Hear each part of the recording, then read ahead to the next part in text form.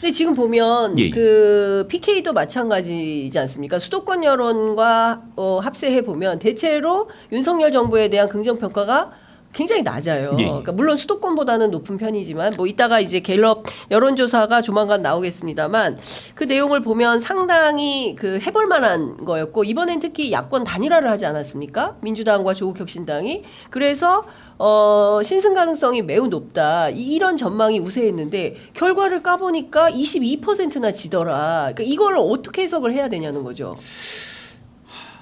저도 굉장히 어렵네요. 이걸 이해하기 위해서 제가 머리가 터질 것 같아요. 이 PK 때문에 사실은 네, 답 좀 주세요. PK 공부를 해야 되는데 네. 몇 가지 이제 현상적으로 드러나는 것들만 균합적으로 한번 고민을 하다 보면 네. 이게 있습니다. 전국적으로 잘 될 때 PK에서 안 돼요. 여기 하나 있습니다. 네네. 전국적으로 잘 될 때 PK에서 안 된다. 네. PK 쪽의 여론조사가 굉장히 붐업이 되는 민주당 후보가 이긴다는 얘기가 많이 나오고 이러면 잘 안 돼요. 오히려. 아 그래요?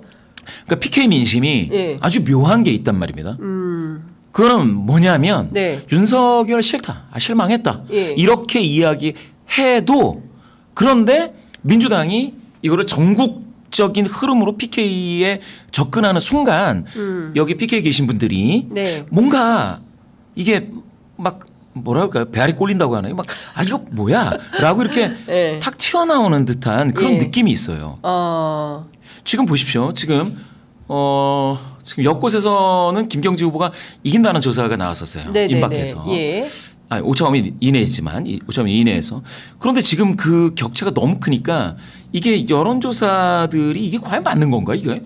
이런 생각이 들 정도로 PK가 예. 여론조사하고 역행하는 흐름이 굉장히 많습니다. 심지어는 지난 총선 때는 출구조사도 안 맞는 경우가 PK에서 많았습니다. 네네. 자 이렇게 된다면 그러면 자 전국이 잘 될 때 또 전국적인 대립구도를 PK 부산에 가져갔을 때 잘 안 예. 되더라. 반발심이 일어나더라. 네. 이런 것들을 읽었습니다. 그럼 그 반발심을 어떻게 민주당은 예. 그 반발심을 그거 없앨 수 없잖아요. 유권자의 마음 심리니까. 네네. 그럼 그걸 가지고 같이 나가면서 과연 부산 내에 네. 그 PK 중심 도시니까요. PK에서 민주당만의 색깔을 어떻게 가져갈 것이냐. 이 고민이 정말 필요해요. 네. 그러니까 중앙 정치가 그대로 복제되어서 오듯 나오면은 네. 그래서 중앙 정치가 잘 되니까 다른 예. 지역에서 또 예. 수도권에서 예. 잘 되니까 그 흐름을 PK에서 가져와서 밴드웨건을 만들려고 하는 순간 예. 묘한 반발 심리가 튀어나옵니다. PK에서는. 예. 예. 그런데 어제 발표된 그 조원 CNI 맞죠? 조원 CNI와 스트레이트 뉴스 여론조사를 보면 차기 대권 주자 적합도에서 이재명 대표가 43%로 1위를 했습니다. 그리고 한동훈 후보는 20%에 머물렀는데요. 그 이재명 대표에 대한 호감도 조사를 보면 그 TK까지 포함해서 7개 권역에서 이재명 대표가 다 우세한 흐름을 나타내고 있다는 거예요. 그러면 PK 지역에서 이재명 대표의 호감도는 상당히 존재한다. 그런데 왜 이번 선거에서 22%나 표차가 났을까? 결국에는 막판에 터진 김영배 의원의 실수가 이게 어떤 동네 민심을 흔들어서 결과적으로 22%라는 큰 표차를 만든 거냐? 아니면 그 밖에 다른 뭐 민주당에 대한 뭐 비호감도 이런 것들이 작용한 거냐? 이것도 좀 정밀한 분석이 필요한 거 아니겠습니까? 예, 맞습니다. 네. 그런 의미에서 예. 김영배 의원님의 말실수는 있기는 있는데 그게 네. 이제 제가 봤을 때는 완전히 결정적이다라기보다는 이제 또 후보 요인도 있고요. 방금 네. 말씀 주신 것처럼 중앙당 요인도 있고요. 네. 예, 아까 말씀드린 그런 백그라운드 깔린 것도 있고요. 네. 뭐 이렇게 복합적으로 좀 볼 수가 있습니다. 예. 후보 요인은 아주 집중적으로 분석은 안 했는데 네. 그것도 한번 검토는 해볼 필요는 있어요. 후보가 후보 요인. 얼마나 그 예, 예. 호감도가 있고 예, 후보가 그렇죠. 상당히 좀 그러니까 후보 문제가 있었을 수 있겠다 이런 그렇죠. 분석. 예. 이재명 대표 말씀해 주셨는데 예. 지금 만약에 예. 이 지역에 이재명 대표 출마하면 당선되죠. 그 대통령 후보인데. 그러니까요. 예, 너무 이제 예. 중량감에서 차이가 있고 예. 이재명이라는 인물을 볼 때는 네. 한동훈이나 뭐 다른 인물들과 이제 비교해서 보는 것이지 네. 이재명 대표가 와서 이야기를 했을 때에 만약에 그게 국회의원이면 조금 다른데 네. 국회의원이면 이 지자체장 같은 경우에 특히나 이제 기초단체장 같은 경우에 네. 그 후광 효과가 절대적이진 않습니다. 그러니까 이재명 대표가 굉장히 노력했는데 그 노력이 잘못됐다거나 네. 그게 뭐 어디 뭐 빗 맞았다거나 이런 거는 아니고요. 그렇게 따졌을 때는 선거의 성격도 생각을 해봐야 된다는 거죠. 네. 기초단체장은 매번 봐야 돼요.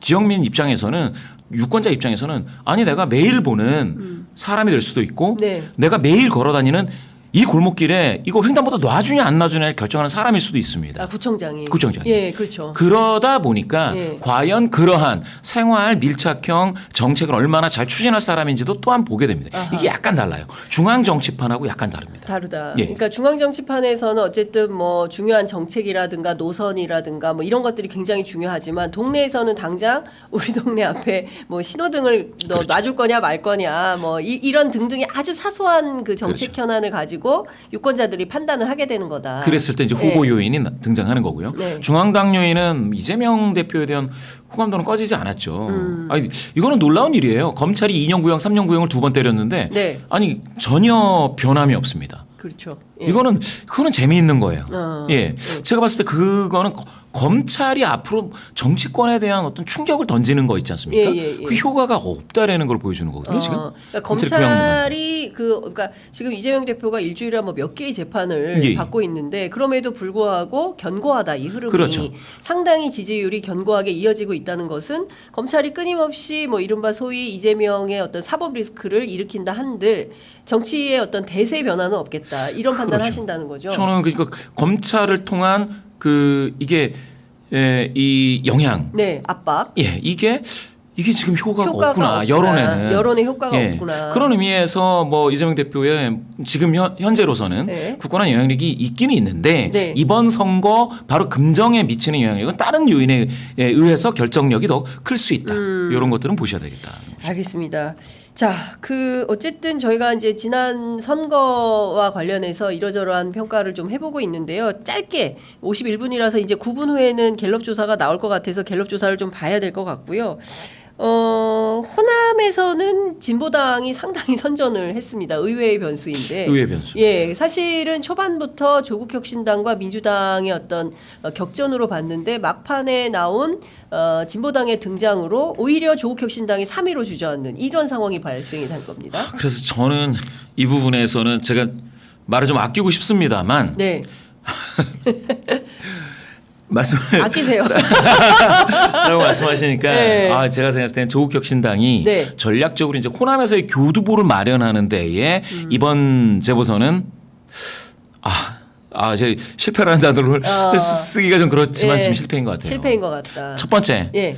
조국혁신당이 곡성에서 40%를 넘는다면 교두보 확보 가능합니다. 네. 그러면 뭐냐? 그러면 이제 민주당 내에서 공천을 못 받는다든지 이런 인물들이 예. 조국혁신당 가면 내가 인물로 한 10%는 더 얹을 수 있지. 예. 이렇게 생각하거든요. 그러니까 조국혁신당으로 이전. 그렇죠. 예, 예. 한 40% 조국혁신당으로 출마를 했을 때 예. 조국혁신당이 곡성에서 40을 먹는다? 예. 그러면 나도 조국혁신당. 예. 이렇게 선택지가 됩니다. 그런데 지금 35 나왔어요. 근데 예. 박웅두라는 인물이 이 지역에서 그러면 활동을 전혀 안 했느냐 하면 예. 했습니다. 예. 했던 인물이 35에 그쳤다. 네. 대충 보면 한 36인데 네. 지금 40을 못 넘었거든요. 아예 40선을 돌파하지 못했다라는 거는 제가 생각하기에는 조국혁신당 입장에서 약간 미흡합니다. 미흡하다. 예, 또 하나 영광을 보면 조국혁신당이 원래 장세일 민주당 후보하고 되게 대등한 3위를 했어야 맞는데 예. 지금은 2위를 했어야 맞는데 예. 지금은 3위로 주저앉고 2위를 진보당이 했단 말입니다. 맞습니다. 이 얘기는 진보당이 올라가니까 예. 조국혁신당에 이거 다른 메뉴네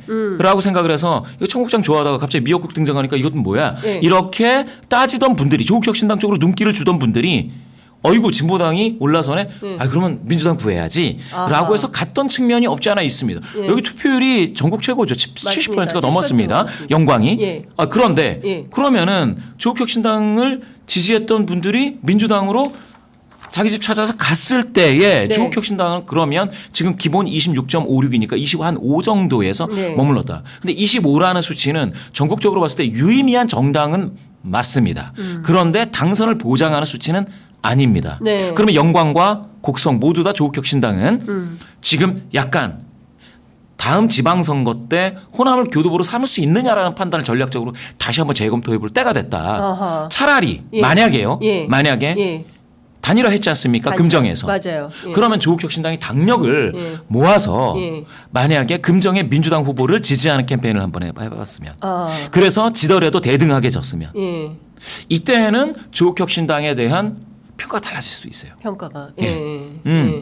하는구나. 예. 뱅가드 예. 전위대로서 뱅가드. 전위 예. 전위 조직으로서의 조국혁신당을 다시 한번 눈여겨볼 수 어쨌든 있는 민주당의 전위 조직? 그렇죠. 이렇게. 일종의 예. 민주 어떤 진보 진영 진영 전체 전체. 진영 전체의 전위 조직으로서의 예. 어떤 조국혁신당을 다시 한번 볼 기회가 있었을 수도 있습니다. 예. 그런데 예.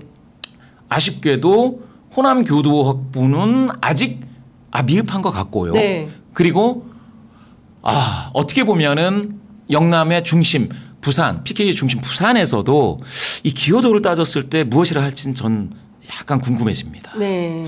그리고 민주당은 영광에서 41은 이게 치열했지 않습니까? 3파전이지만 제 느낌에선 민주당이 지금까지의 어떤 그 정도라면 이게 텃밭이라면 50은 했어야 된다. 네, 또 민주당. 곡성도 마찬가지로 지금 한 55인데 네. 제 생각에는 한 60 정도 아니면 65 수준 여기까지는 갔어야 되기 때문에 민주당도 이제는 호남을 잡은 고기라고 보지 마시고 네. 어떻게 보면은 전략적으로 가려운 데를 긁어주는 그런 어떤 집안 반속은 좀 필요하겠다. 네. 이렇게 봤습니다.